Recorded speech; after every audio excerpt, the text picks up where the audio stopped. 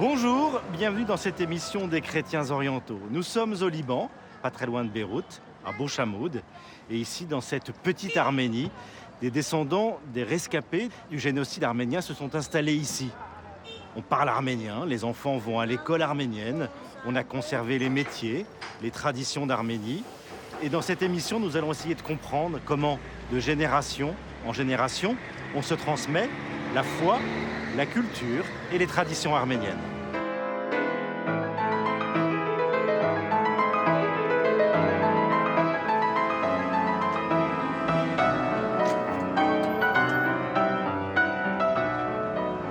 Alors on voit des enchevêtrements de fils électriques, c'est incroyable ça. Ça, c'est quelque chose de vraiment particulier parce que durant la guerre au Liban, comme l'électricité était coupée très souvent et qu'on n'avait pas suffisamment d'électricité. D'ailleurs, maintenant aussi, c'est la même chose.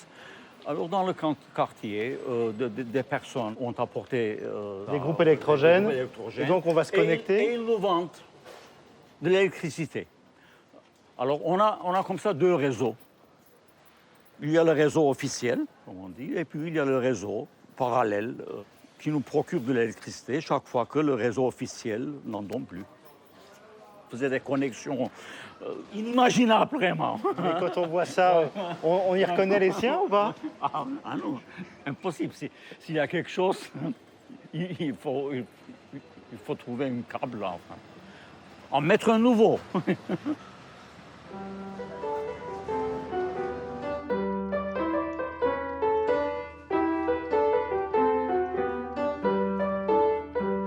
Les Arméniens de Bouchamoud, tout comme Dikran Jinbanchian, sont attachés à cette petite terre, à la fois arménienne, mais aussi libanaise. Dans un monde ouvert à de nombreuses cultures, ils s'interrogent sur l'avenir de leur prédominance dans un quartier qui se transforme. La ville est toujours en évolution depuis près de 100 ans. Eh bien, cette rue Marache, c'est la première rue qui a été construite dans les années 30, en 1930-31.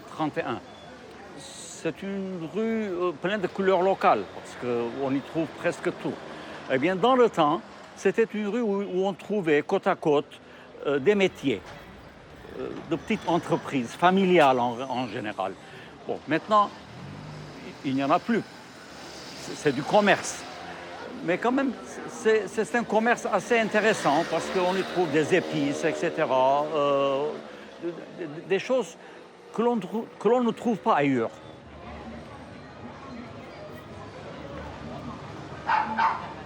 Avant l'arrivée des Arméniens ici, il y avait des plantations, il y avait des marécages surtout. Bon, les Arméniens sont venus au Liban, dans la région de Beyrouth, en plusieurs vagues, dans les années 20, et puis à la fin des années 20, 29, 30, etc. Et ils sont installés au bord de la mer, sous des tentes.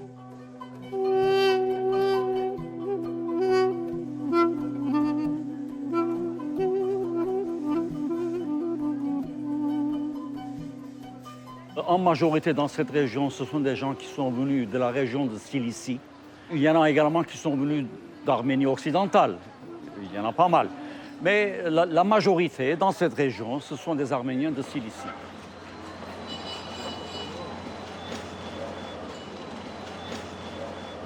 Le premier quartier qui a été construit en 1929, 30, 31 était justement ce quartier-là, le Nord Marache, avec des compatriotes, comme on disait, ou bien l'union des compatriotes marachois, ceux qui venaient de Marache.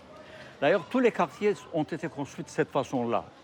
Ce sont des unions patriotiques, des personnes qui sont venues d'une certaine ville ou d'une certaine région, se sont rassemblées dans des associations, et puis, ensemble, ils ont pu acheter un grand terrain qu'ils ont ensuite divisé entre eux, et ils ont construit de leurs propres mains leur maison.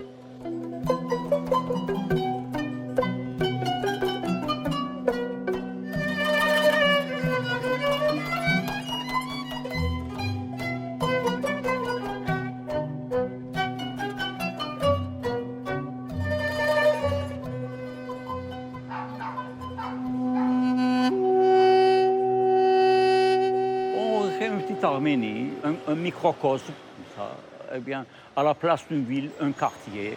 On lui donne le même nom, en ajoutant nouveau au début, Nord Marash, Nord 6, Nouveau Marash, Nouveau 6, Nouveau Adana, etc. Et on essaie de vivre ensemble en gardant les coutumes, les us, enfin tout ce qu'on faisait là-bas.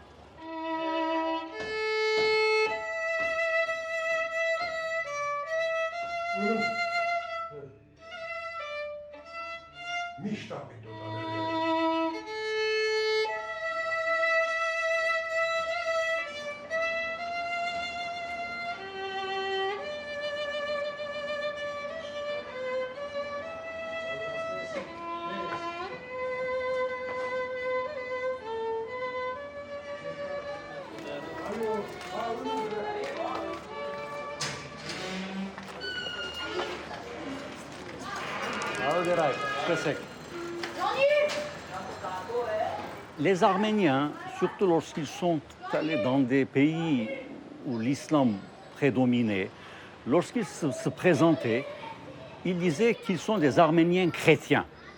C'est très important cela. Ce qui fait qu'être arménien signifiait parler une langue et posséder une certaine culture. Mais être chrétien également signifiait appartenir à une certaine foi.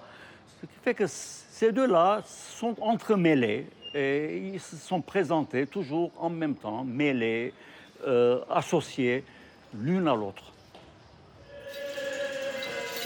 L'église arménienne apostolique des 40 martyrs est la première église qui a été construite en pierre à Bouchamoud en 1932, au cœur du quartier de Nord Marash.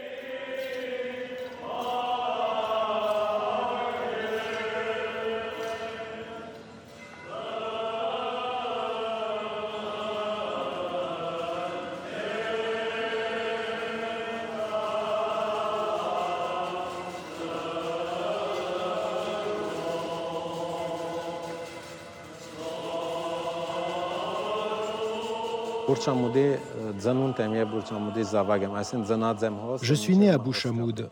Je suis donc fils de Bouchamoud. Né ici, je continue de vivre ici. J'ai voyagé dans de nombreux pays, mais où que j'aille, je recherche toujours Bouchamoud, car j'ai la conviction que je dois demeurer avec son peuple. Ce sang de Bouchamoud est mon sang de chrétien, celui que m'ont légué mon père et ma mère.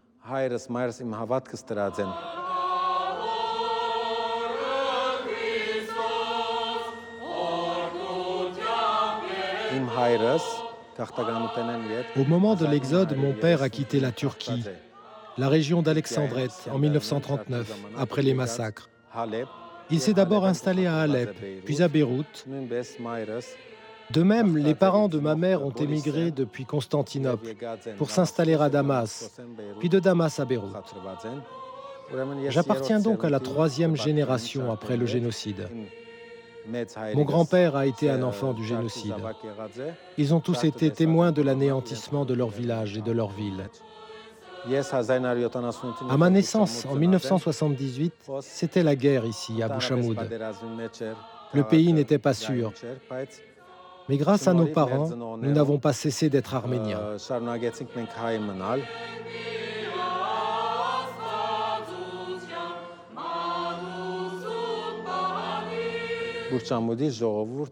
Le peuple de Bouchamoud est composé de gens très simples et très humbles. Et je veux me tenir à leur côté pour être à l'exemple du Christ au milieu de gens simples et humbles. Il est né dans une simple étable. Et je veux donc de la même manière être aux côtés des gens, parce que je sais que je peux être encore plus près du Christ grâce à eux.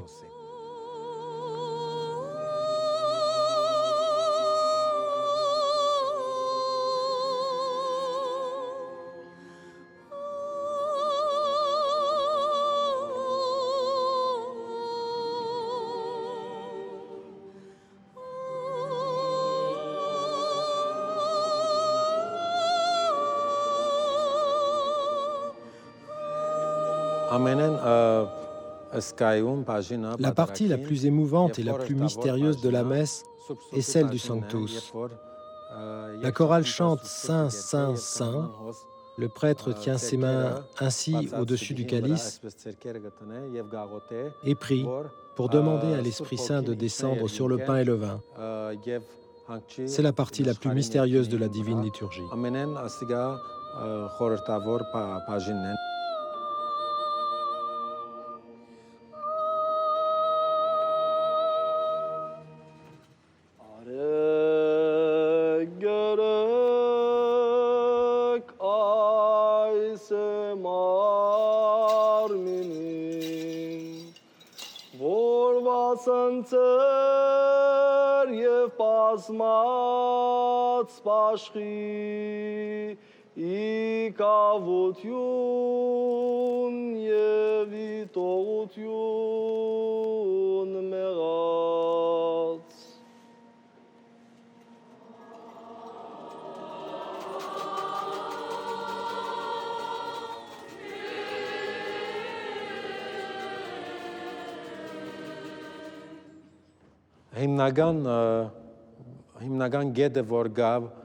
Parler, penser, lire et écrire en arménien est une question fondamentale à Bouchamoud.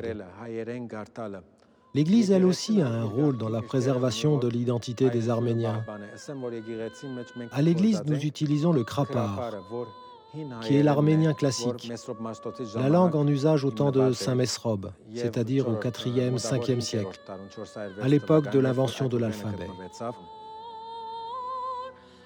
À l'extérieur, la langue que nous utilisons au quotidien est appelée Ashrarapar, c'est-à-dire la langue du monde.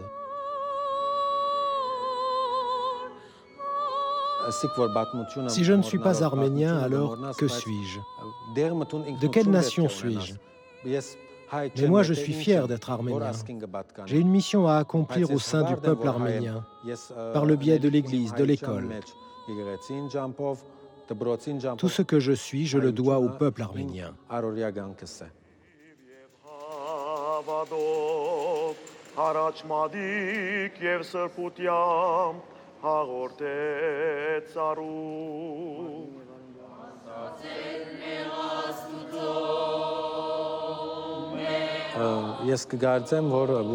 Je crois que l'avenir de Bouchamoud est assuré, parce que nous y avons des gens très bien, qui fréquentent cette église, parce qu'ils participent à la chorale et l'école.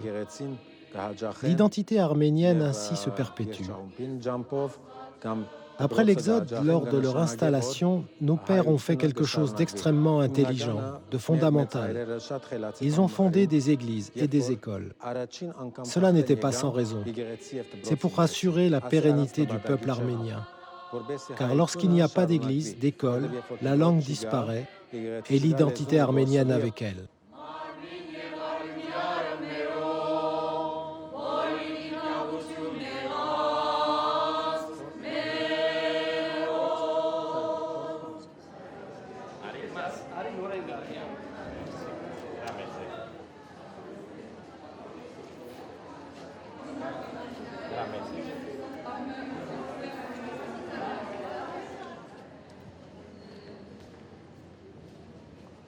Eh bien, cette église a cela de particulier qu'elle a été construite directement par les habitants du quartier, par leurs mains. Chaque Arménien, en terminant son travail, est venu ici, le soir, travailler pendant 3 ou 4 heures pour construire l'église et puis à côté de l'église, l'école. J'ai été baptisé ici, j'ai fait mes classes maternelles et mes classes primaires dans cette école. Eh bien, pour moi, c'est la mère patrie, si vous voulez, en quelque sorte.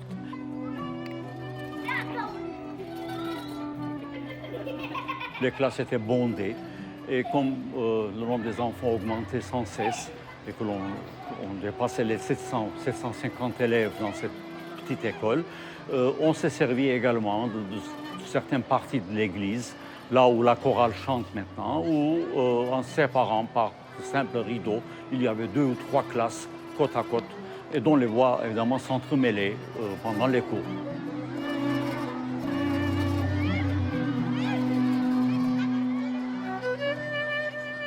Les rues de Nor-Marash étaient boueuses. On marchait dans la boue et puis l'eau, pendant l'hiver, lorsqu'il pleut,